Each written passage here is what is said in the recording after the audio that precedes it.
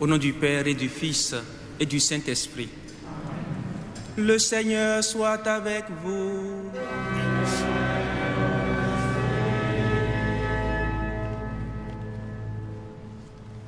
Chers frères et sœurs dans le Christ, réunis au pied de Marie, dans cette cathédrale, et aussi vous qui êtes avec nous par KTO TV, en lieu et place de Monseigneur Jacquin, je vous salue et vous souhaite la bienvenue dans cette Eucharistie.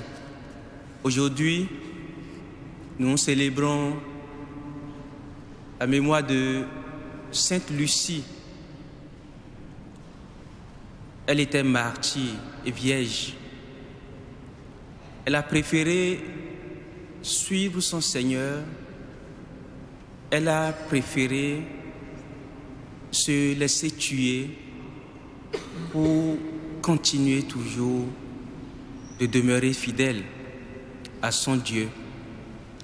Et l'Église nous propose aujourd'hui l'exemple de cette sainte pour nous inviter aussi à savoir donner la première place à Dieu dans notre vie, à savoir nous laisser écouter sa voix et suivre surtout les voies qu'il nous propose. À la fin de cette Eucharistie, nous aurons la grâce, comme les vendredis, de vénérer la couronne d'épines.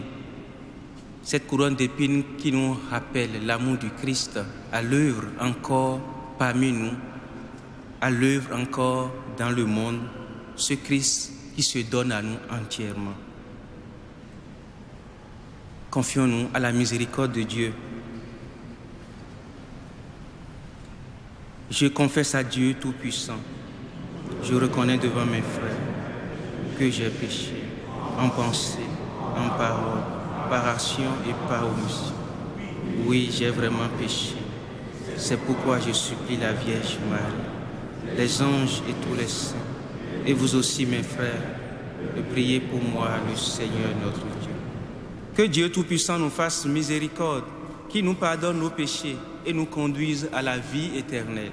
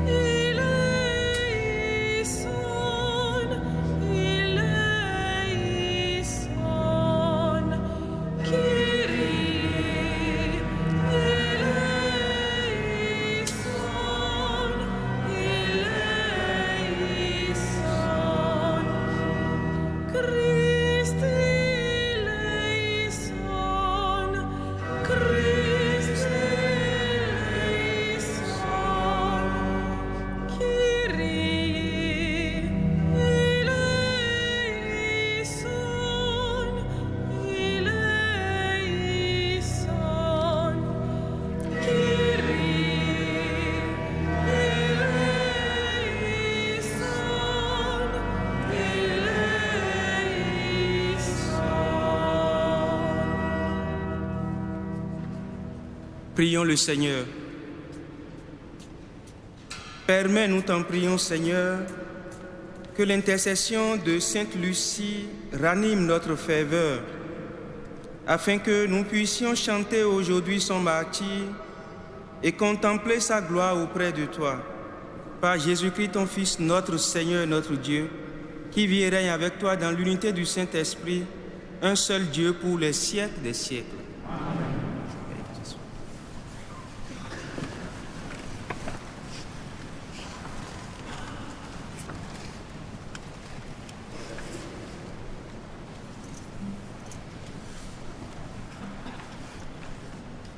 Lecture du livre d'Isaïe. Ainsi parle le Seigneur, ton Rédempteur, le Dieu saint d'Israël. Je suis le Seigneur ton Dieu, qui te donne un enseignement salutaire, qui te guide sur le chemin où tu marches. Si tu avais été attentif à mes commandements, ta paix serait comme un fleuve, ta justice comme les flots de la mer. Ta postérité serait comme le sable et tes descendants nombreux comme les grains de sable. Ton nom ne serait ni retranché, ni effacé devant moi. Parole du Seigneur.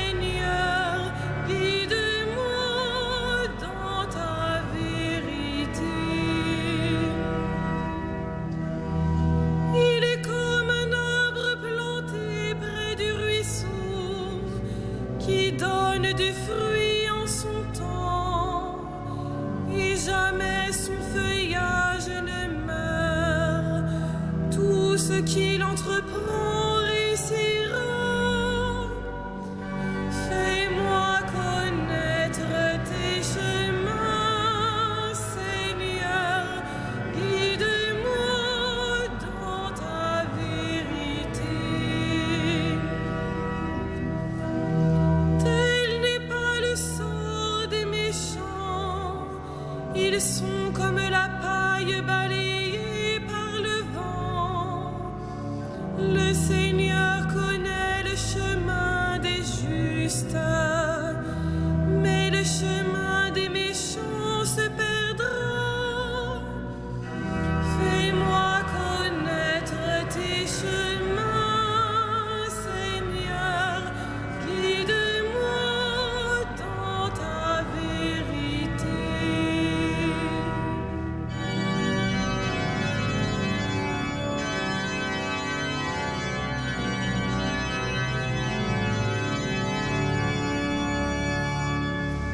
Alléluia, Alléluia,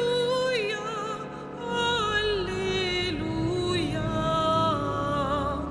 Alléluia, Alléluia, Alléluia.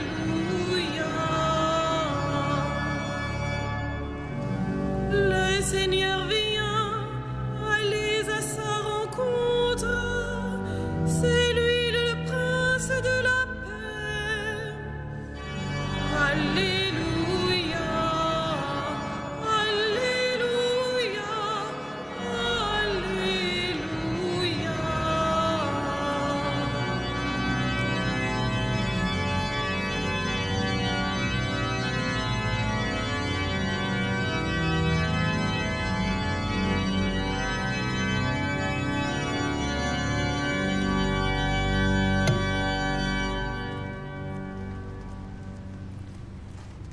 Le Seigneur soit avec vous. Et avec votre esprit, Évangile de Jésus-Christ selon saint Matthieu. gloire à toi, Seigneur.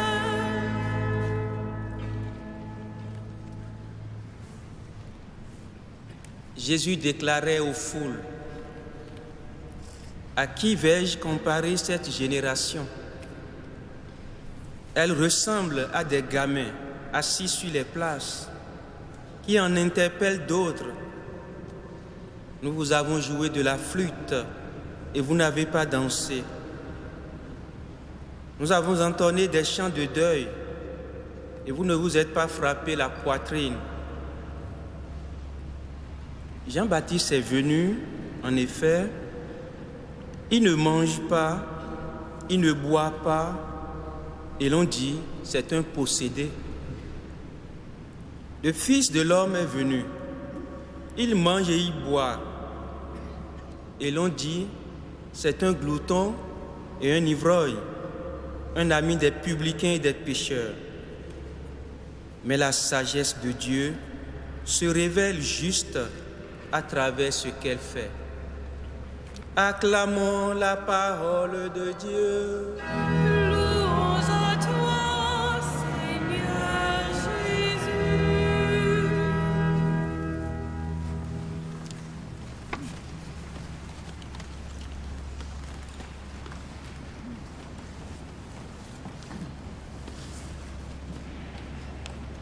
Chers frères et sœurs dans le Christ, nous venons d'entendre Jésus qui exprime son exaspération devant cette génération bizarre et instable qui ne sait pas ce qu'elle veut. Nous avons joué de la flûte et vous n'avez pas dansé. Nous avons entonné des chants de deuil et vous ne vous êtes pas frappé la poitrine. Jean-Baptiste est venu et il mange. Vous dites qu'il est fou, il est un possédé parce qu'il est trop ascète. Jésus est venu, il mange, il boit, et vous dites qu'il est un glouton, un ivrogne, qu'il est l'ami des pécheurs. Jésus nous montre là des gens presque jamais satisfaits. Et on peut même ajouter des gens souvent en train de se plaindre. Des gens dont les comportements sont en inadéquation avec la situation. Ça peut nous faire penser à ce à quoi nous pouvons comparer cet état de choses dans notre monde d'aujourd'hui ou dans notre vie d'aujourd'hui ou dans nos situations d'aujourd'hui.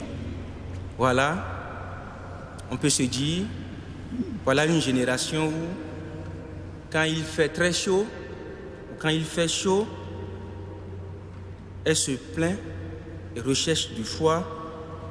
Quand il fait froid, elle préfère le chaud. Ou voilà peut-être des gens qui ne savent jamais s'arrêter à ce qu'ils ont, toujours en train de se plaindre, toujours attirés vers ce qu'ils n'ont pas encore. Des gens qui ne savent pas s'arrêter sur le présent, mais toujours projetés dans le futur, espérant ce qu'ils ont déjà. On peut se dire aussi, mais voilà des gens qui attendent un bonheur promis et aussi qui ne savent pas, dans le factuel, reconnaître ce bonheur déjà en œuvre. On peut se dire simplement, comme Jésus le fait constater, des gens en fait qui ne sont jamais satisfaits, des gens qui ne sont jamais à l'aise, des gens qui veulent toujours le contraire de ce qu'ils ont sur le moment. Et on peut continuer à se dire, voilà des gens qui ne cessent de projeter dans un futur ou dans le transcendant, voilà, tout ce qu'il y a en eux de non construit, tout ce qu'il y a en eux de non satisfait, tout ce qu'il y a en eux de non parfait, d'illimité. Voilà des gens aussi, ça leur arrive de projeter, voilà, dans cet autre, leur imperfection et leur colère. Et c'est face à une telle génération que Jésus a choisi de sortir de cette considération, de ce visage, de ce Messie de Dieu doux, miséricordieux, pour leur dire avec des mots je dirais cru, mais réveillez-vous enfin. Qu'est-ce que vous voulez? L'Évangile nous dit qu'il s'adresse aux foules, mais nous voyons bien qu'il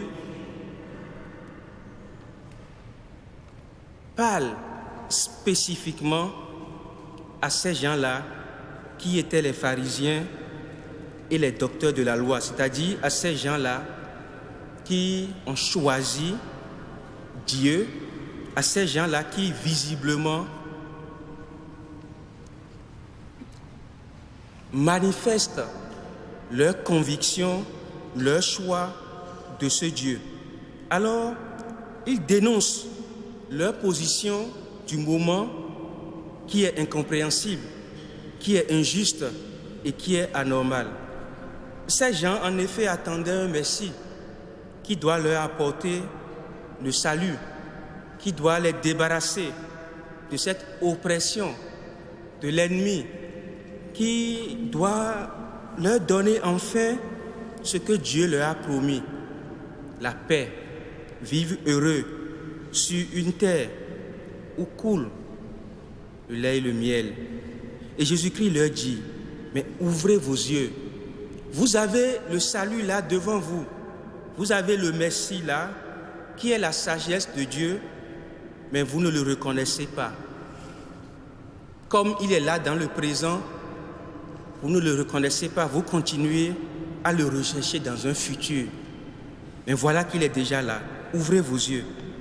Ou encore, il est en train de leur dire, essayez de faire attention vous-même à ce que vous dites et à ce qui est déjà dit dans l'Écriture et essayez de relever vos inadéquations.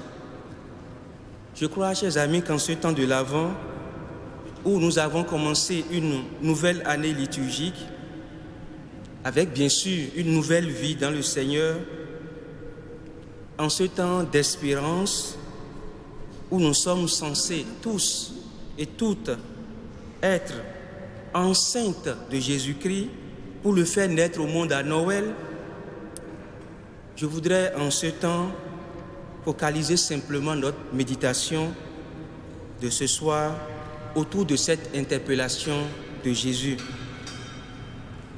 Pour nous aujourd'hui, notre génération, qu'est-ce qui peut constituer nos inadéquations avec la grâce de Dieu, avec notre conviction chrétienne, avec nos propres valeurs que Dieu a enfouies en chacun de nous? Qu'est-ce qui peuvent être les inadéquations que nous pouvons relever des lectures que nous faisons de notre quotidien et ensuite des lectures que nous faisons aussi des événements que nous vivons? Qu'est-ce qui peuvent être les incohérences de nos jugements sur Dieu, sur l'autre et sur nous-mêmes? À bien voir ce que Isaïe nous dit dans la première lecture, ce qui est bien repris par le psaume 1, nous voyons parfois que nous et le Seigneur ne sommes pas sur les mêmes longueurs d'onde. Lui, il nous le dit clairement, choisissez mon chemin, respectez mes commandements. Ainsi, vous serez dans la paix. Votre postérité serait comme le sable et vos descendants nombreux comme les grains de sable. Vos noms seront ni retranchés ni effacés devant moi. Donc, c'est-à-dire, choisissez de me suivre, de rester dans le chemin que je vous trace et vous aurez la paix que vous recherchez.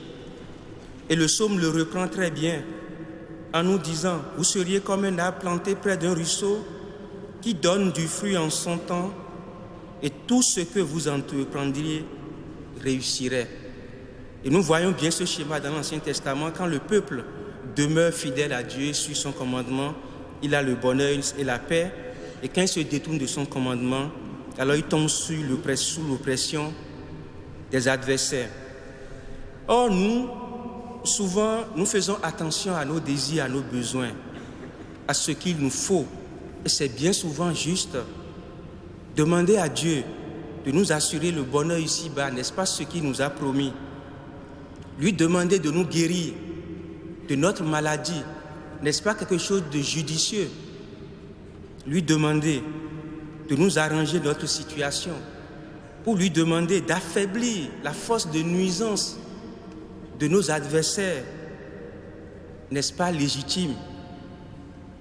Nous naviguons souvent dans des directions contraires, quand à ces moments-là, nous ne savons pas qu'il faille plutôt revenir sur son chemin, qu'il faille plutôt chercher à l'entendre pour mieux discerner ce qu'il nous montre comme voie de sortie, pour mieux discerner ce qu'il fait pour nous sauver. Alors, chers amis, ce soir, nous sommes une fois encore invités à demeurer dans cette espérance que le Seigneur a déjà tout établi pour nous et que tout ce qu'il veut, tout ce qu'il attend de notre part, c'est que nous le choisissions vraiment et que nous cherchions à vivre en adéquation avec lui. Demandons-lui de ne pas se fâcher, demandons-lui de continuer à nous porter, à nous conduire progressivement et patiemment vers la vraie lumière de la foi, cette lumière qui nous permet de juger juste et de choisir la vie dans la sagesse, c'est-à-dire la vie en Jésus-Christ. Amen.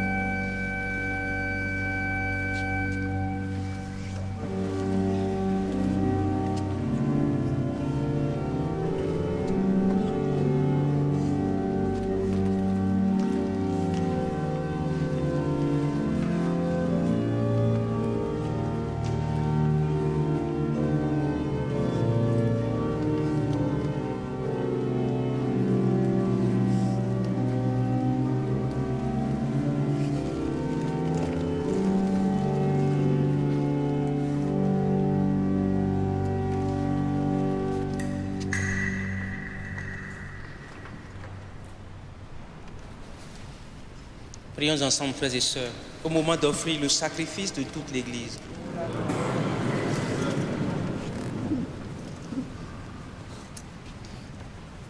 Par ta bénédiction, Seigneur, sanctifie nos offrandes, qu'elles nous obtiennent de ta grâce, cet ardent amour qui donnait à Sainte Lucie la force de souffrir pour toi jusqu'au bout. Par Jésus le Christ, notre Seigneur. Le Seigneur soit avec vous. Et avec votre esprit, Élevons notre cœur. nous le tournons vers le Seigneur. Rendons grâce au Seigneur notre Dieu.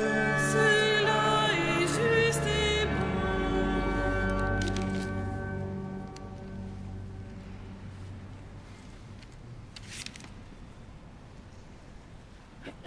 Vraiment, il est juste et bon de te rendre gloire, de t'offrir notre action de grâce toujours et en tout lieu. À toi, Père très saint, Dieu éternel et tout-puissant, par le Christ notre Seigneur. Il est celui que tous les prophètes avaient chanté, celui que la Vierge attendait avec amour, celui dont Jean-Baptiste a proclamé la venue et révélé la présence au milieu des hommes. C'est lui qui nous donne la joie d'entrer déjà dans le mystère de Noël pour qu'il nous trouve, quand il viendra, vigilants dans la prière et remplis d'allégresse. C'est pourquoi avec les anges et les archanges, avec les puissances d'en haut et tous les esprits bienheureux, nous chantons l'hymne de ta gloire et sans fin nous proclamons.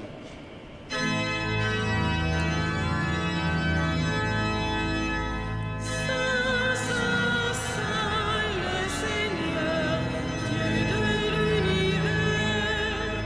Les cieux et la terre sont remplis de ta gloire.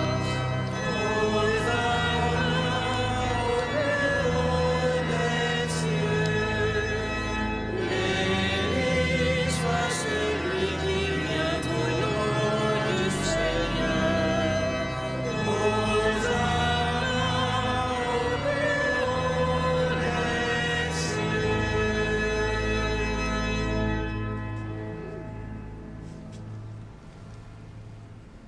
Toi qui es vraiment saint,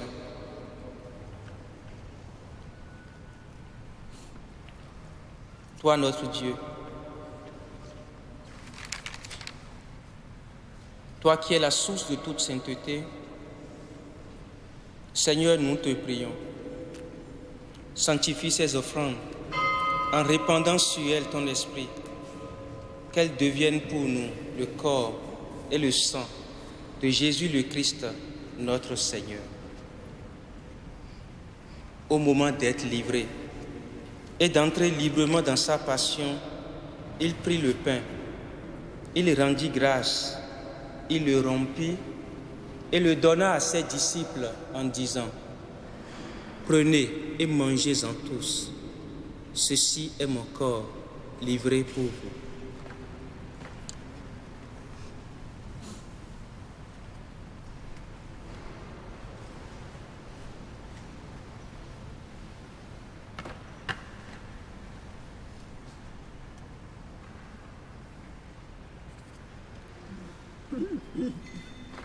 De même, à la fin du repas, il prit la coupe. De nouveau, il rendit grâce et la donna à ses disciples en disant: Prenez et buvez-en tous, car ceci est la coupe de mon sang, le sang de l'alliance nouvelle et éternelle, qui sera versé pour vous et pour la multitude en rémission des péchés. Vous ferez cela en mémoire de moi.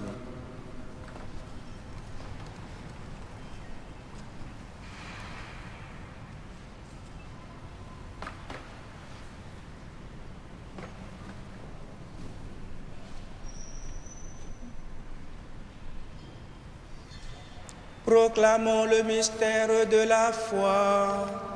Gloire à toi qui étais mort, gloire à toi qui es vivant, notre Sauveur et notre Dieu, viens Seigneur Jésus.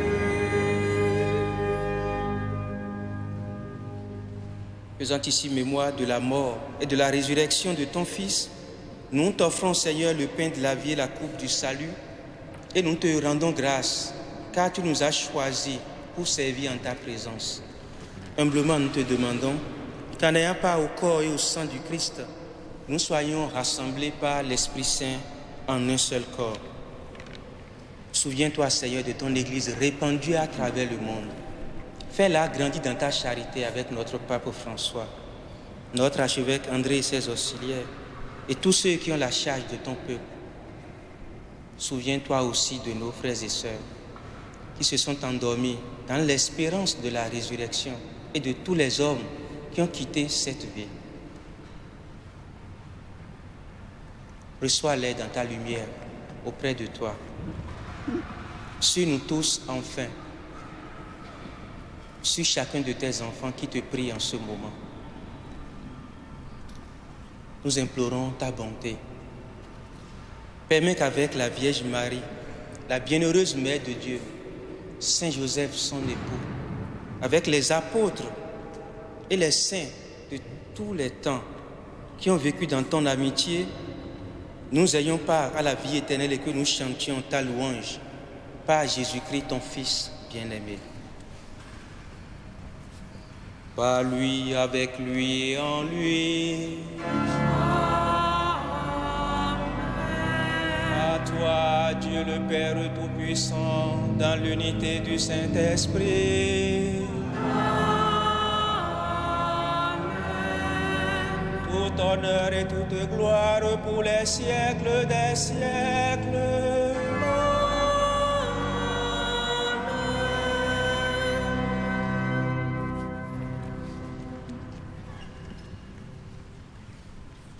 Fort de l'amour de Dieu dans notre vie, redisons avec confiance la prière que Jésus nous a enseignée. Notre Père, qui es aux cieux, que ton nom soit sanctifié, que ton règne vienne, que ta volonté soit faite sur la terre comme au ciel. Donne-nous aujourd'hui notre pain de ce jour. Pardonne-nous nos offenses, comme nous pardonnons aussi à ceux qui nous ont offensés. Et ne nous soumets pas à la tentation, mais délivre-nous du mal. Délivre-nous de tout mal, Seigneur, et donne la paix à notre temps.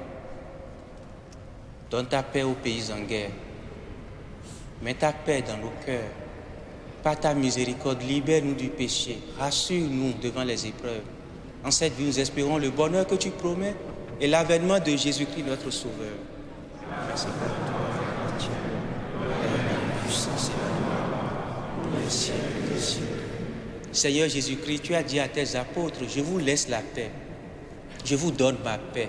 Ne regarde pas nos péchés, mais la foi de ton Église. Pour que ta volonté s'accomplisse, donne-lui toujours cette paix et conduis-la vers l'unité parfaite, toi qui règnes pour les siècles des siècles.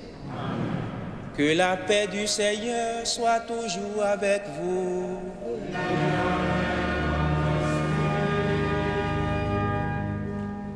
Chers amis dans le Christ, dans sa charité, donnez-vous la paix.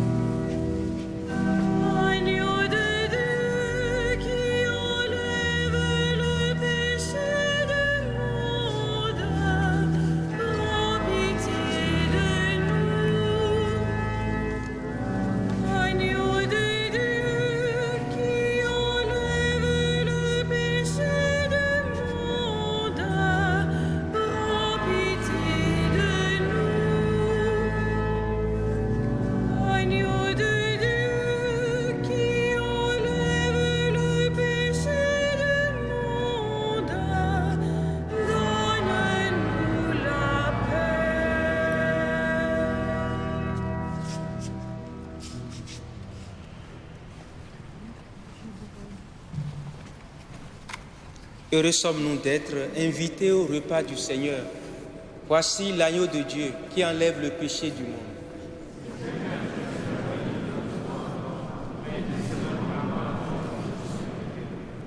Que le corps et le sang du Christ nous gardent pour la vie éternelle.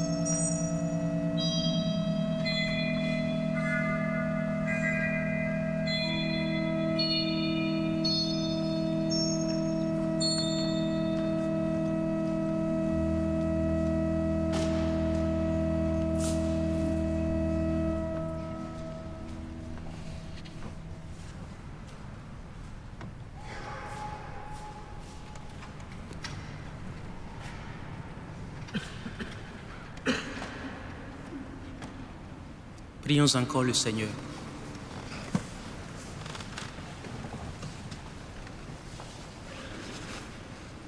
Nous avons goûté au bonheur sans fin, Seigneur, en rappelant le souvenir de Sainte Lucie et en prenant part à ce repas.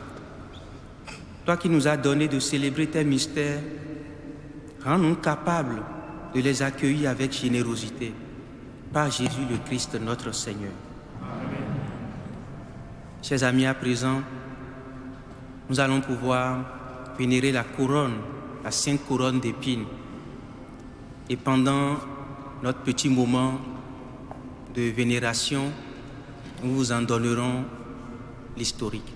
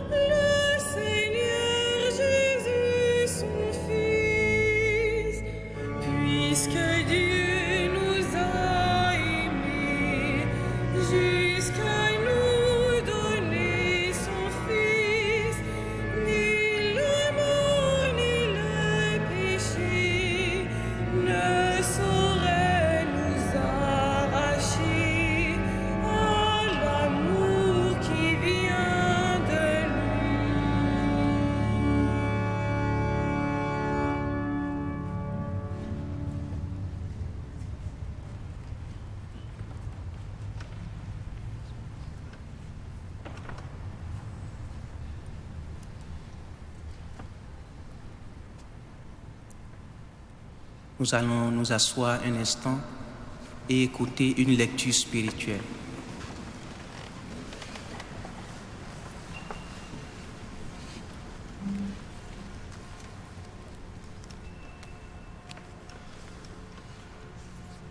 D'une lettre de sainte Catherine de Sienne.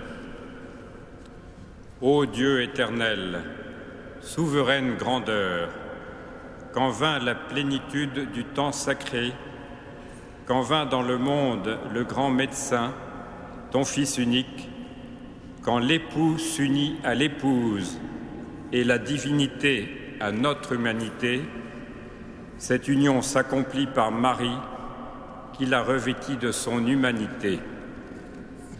Cette union était si cachée que bien peu la connaissaient, et pour cette raison, l'âme ne pouvait pas encore bien considérer ta grandeur.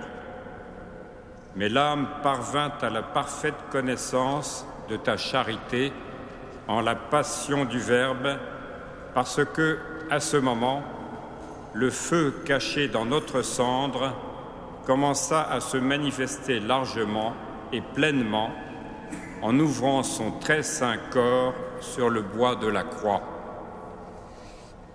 Afin que l'amour de l'âme fût attiré vers les hauteurs et que l'œil de l'âme pût te contempler dans le feu, ô Verbe éternel, tu as voulu être élevé, et de là, tu as montré dans ton sang l'amour. Dans ton sang, tu as montré ta miséricorde et ta générosité. Dans ce sang, tu as montré aussi de quel poids la faute de l'homme a pesé sur toi. Dans ce sang, tu as lavé la face de ton épouse. Dans le sang, tu l'as revêtue quand elle était nue, et par ta mort, tu lui as rendu la vie.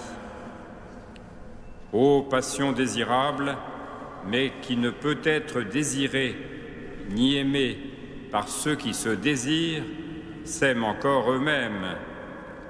Passion que désire celui qui s'est dépouillé de lui-même pour se revêtir de toi. Passion douce et profitable qui donne à l'âme la paix nécessaire pour traverser les flots d'une mer orageuse. Passion, suavité, douceur même, richesse de l'âme, repos des affligés, nourriture de ceux qui ont faim. Tu es le port et le paradis de nos âmes, notre joie véritable, notre gloire, notre béatitude. Celui qui se glorifie en toi possède tout ce qu'il doit posséder.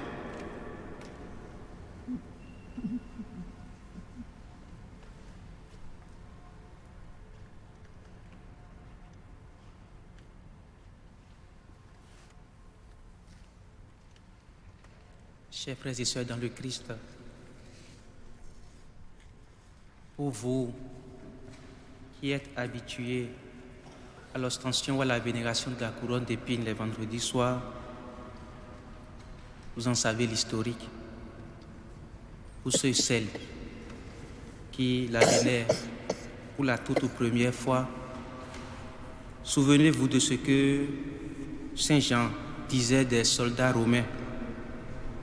Dans la nuit du jeudi et du vendredi saint, il disait qu'ils se moquaient du Christ et de sa royauté en le coiffant d'une couronne garnie d'épines.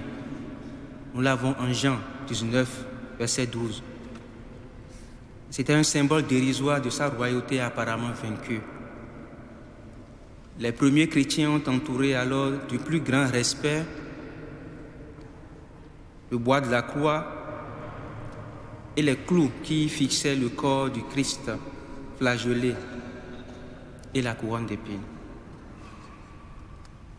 C'est donc cette couronne qui, de la basilique du Mont-Sinaï à Jérusalem, où elle était vénérée depuis le IIIe siècle, fut transférée à Byzance, dans la chapelle impériale, pour la mettre à l'abri de pillages semblables à ceux subis par le Saint-Sépulcre lors des invasions perses. C'était en 1238, quand Byzance était gouvernée par Baudouin de Courtenay, un empereur latin, que dans des conditions particulièrement difficiles à ce moment, Saint Louis, roi de France, voulant lui venir en aide et préserver les reliques donc, les reçoit solennellement en 1239 à Paris.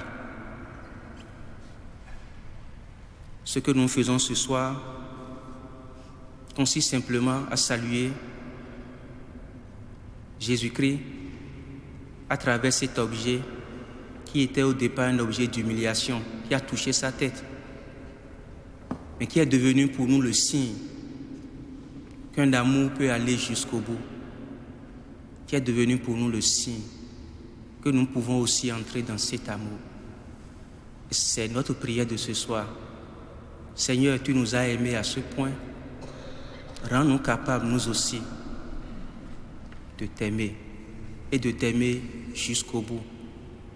Charge-toi de notre vie. Nous te confions tout le reste.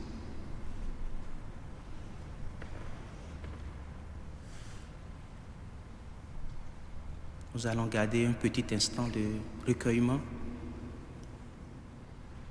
et ensuite nous allons clôturer notre prière.